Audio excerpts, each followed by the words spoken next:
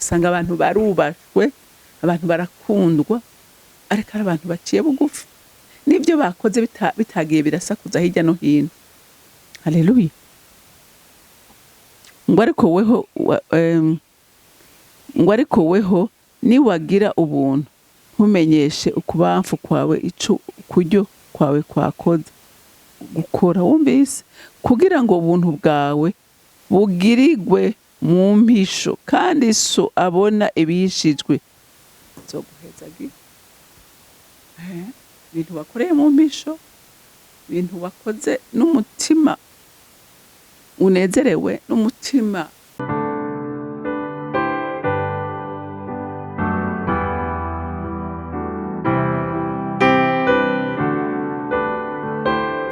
ndanezerewe kandi gusubira guhura namwe ngo tuganire ijambo ry'Imana. Ariko imbere ko dutangura kuganira, reka tubanze dusenge. Data mwiza, wowe byagiye ku ntebe y'inganji mu ijuru, nje imbere yawe kuri uyu munsi mwiza waremye kugira ngo tunezererwemo. Nje ngushimira urukundo rwawe n'ubuntu bwawe Mana. Sindambirwa kugushima, sindambirwa kugutazira no kukuninahaza, kuko uri Imana yacu, uri umuvyeyi wa twese, uri umutabazi wa twese, kandi uri umwungere wa twese. Uraturagira ukaturagirira ubitewe n'urukundo ufitiye umuntu wese waremwe. None Mana y'amahoro, wakira amashimwe yacu, nico kimaze tukuzaniye cyo gukenguruka ibyiza dahingeshanya kudukorera iminsi yose. Rero wakira y'amashimwe yacu Mana, akunezere, akubera umubavu mwiza, ukumotera neza. Urakoze kuvyumvise, cyubahiro cyose n'amashimwe yose aba yawe, mu izina rya Kristo Yesu nsenze nizeye kuvyumvise. Amen, amen. Rero ijambo Imana impaye kuganira namwe uyu munsi, ijambo rivuga ngo ntugakore iciza kugira ushimwe n'abantu, ariko ugikore kugira ngo ushimwe na so yakuremye. Haleluya. Hariho abantu vy'ukuri bakora ibintu ibikorwa kugira bashimisha abantu. Ntugakore ibintu kugira ngo ushimwe. Abantu urumva iyo ari bukorera, iyo batagushimiye urabivamo, kandi ntuhembwa. Oya, uhembwa ivyo nyene, ayo mashimwe bagushimiye. Ariko igihe ukora igikorwa kugira ngo ushimishe Imana yaguhamagaye, haleluya, haleluya, Imana iraguhemba kandi ihemba neza.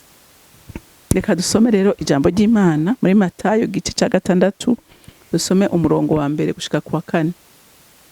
Yesu abihanikiza ngo ntibagakoreshwe ibyiza no gushimwa n'abantu. Mwirinde ntimugakore ibyiza byanyu mu maso y'abantu kugira ngo babarabe.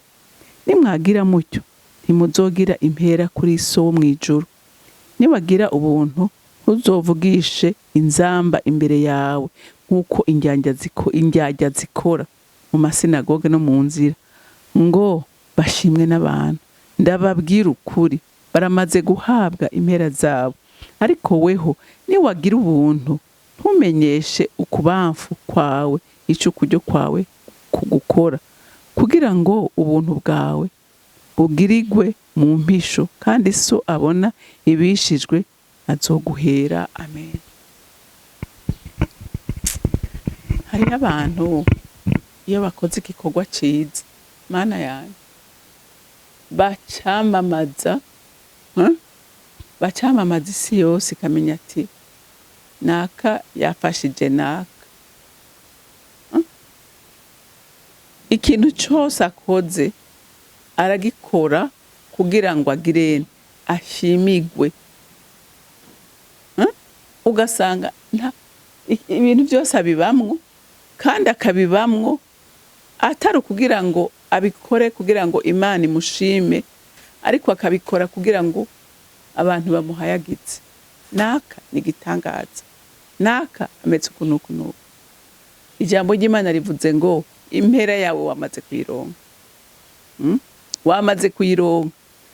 Ko ijambo ry'Imana rivuze ngo ngwica ukuboko kw'ibubamfu gukoze, kuburyo ntikubimenye. Bisigura ngo ni wabukoreye iciza umuntu, ceceka. Haleluya. Umenye ngo ndagikoze kubw'icubahiro c'Imana.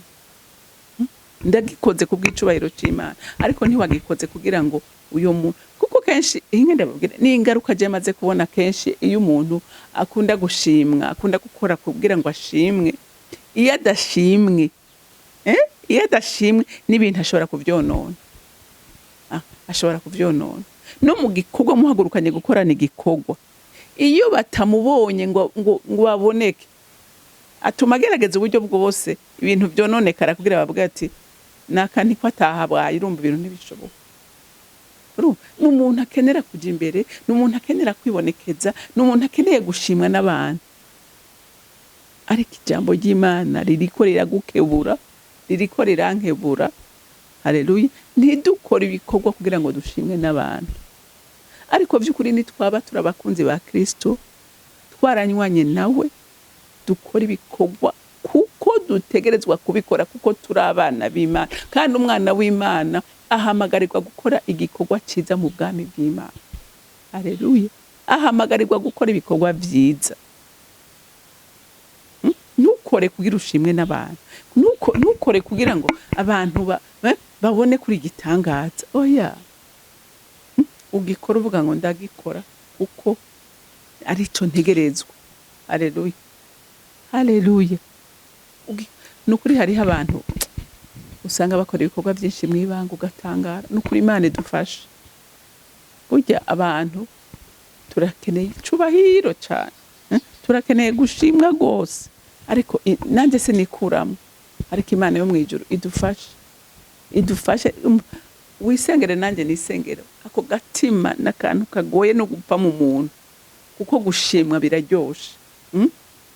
Gushimwa biraryoshe, ariko ntubishira imbere uvuge ngo niyaba ntashimwe, niyaba tambonye sinzosubira gukora. Oya, kora kubw'icubahiro c'Imana.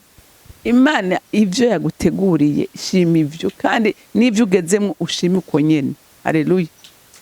Ico ukora cose gikore kubw'icubahiro c'Imana, pa kubw'icubahiro cawe. Haleluya. Ngo nimwagira mutyo ntimuzogira impera kuri so mwijuru. Wavyumvise? Ni wakora kugira ngo ushimwe, kugira wiyerekane, kugira ngo mwambonye. Impera yanyu niyo nyene, bakubonye, bagushimiye, bagukomeye amashi, utahirayo. Ariko mwumva ngo niwagira ubuntu ntuzovugisha inzamba imbere yawe nk'uko indyarya zikora mu masinagoge no mu nzira ngo bashimwe n'abantu. Nukuri hari umuntu yakoze ikintu aratelefona arakubwira je nakoze ibi, akabwira uriya, ibintu byose arabyiyitirira, ibintu byose umengo niwe, atari humenga ntaco shoboka, aritaka iminsi yose. Ariko ico imbere y'Imana nigisesema, niwaba unabikora ubihagarike. Imana ntibinezera na gatoya. Haleluya. Haleluya. Ngo wakoze igikorwa ntuvuze inzamba ngo ubwire abantu bose. Oya, ni bibi. Ngo ndababwire ukuri, baramaze guhabwa impera zabo. Akuraze gusanzara uko ibinsi yaremye, ariko ugasanga Imana nta kintu na kimwe yandika mu byo wakoze. Utahiye ko abantu baguteye amashuka, utahiye ko abantu bavuze ati bya muntu ntasubirizwa, ugatahira ibyo. Imana ikakubona ko ibyo wakoze byose ari mpfagusa imbere yayo, wumva atari uruhombo rukomeye. Ariko wakoze ibikorwa ubundi imbere y'Imana byari kuguhesha icubahiro, n'Imana mwijuru ikagushima, ukazobisanga byanditse imbere y'izina ryawe. Urumva? Ukazobuherebwa igitiwe, ndetse no muri ino sega urahembwa, no muri ino urahembwa. Abantu bakora neza Imana irabahemba, kandi nico cubahiro urakironka. Ariko utacirondereye wewe, nukuri utakironka. Imana itagiha abantu, usanga abantu barubashwe, abantu barakundwa, ariko ari abantu baciye bugufi, n'ibyo bakoze bitagiye birasakuza hirya no hino. Haleluya. Ngo ariko weho niwagira ubuntu ntumenyeshe ukubamfu kwawe ico kuryo kwawe kwakoze gukora. Wumvise? Kugira ngo ubuntu bwawe bugirigwe mu mpisho kandi so abona ibihishijwe zoguhezagira. Ibintu wakoreye mu mpisho, ibintu wakoze n'umutima unezerewe, n'umutima wose, Imana ivyo bintu irabihezagira. Haleluya. Ivyo bintu irabihezagira. Hariho abantu by'ukuri bafise intahe zikomeye, bafise intahe zikomeye kandi ubona ari abantu biciriye bugufi, badahinda ariko bafise intahe imbere y'abantu n'imbere y'Imana. Rero umuntu w'Imana ndakwifuriza kugira intahe nziza imbere y'abantu n'imbere ya so yakuremye. Imana yo mwijuru ibampera umugisha. Mana data rugira vyose uri mwijuru, uri mwiza kandi ugira neza. Urukundo rwawe n'imbabazi zawe ntibiserangurika, ntibirondoreka, ntawo biharura, urenze ubwenge bwacu Mana. None tugushimiye ko n'ubu mwijambo ryawe usubiye kutwibutsa ko dukwiye gukora neza, tutarindiriye impera duhabwa n'abantu, ariko turindiriye impera duhabwa nawe, kuko ari ifisi ikimazi. Mana ndagushimiye kandi ndakuninahaje, icubahiro cyose n'amashimwe yose aba yawe. Nkaba ndabisenze ndavyizeye kuvyumvise mu izina rya Kristo Yesu. Amen, amen. Mwarahezagiwe, mugira umunsi mwiza.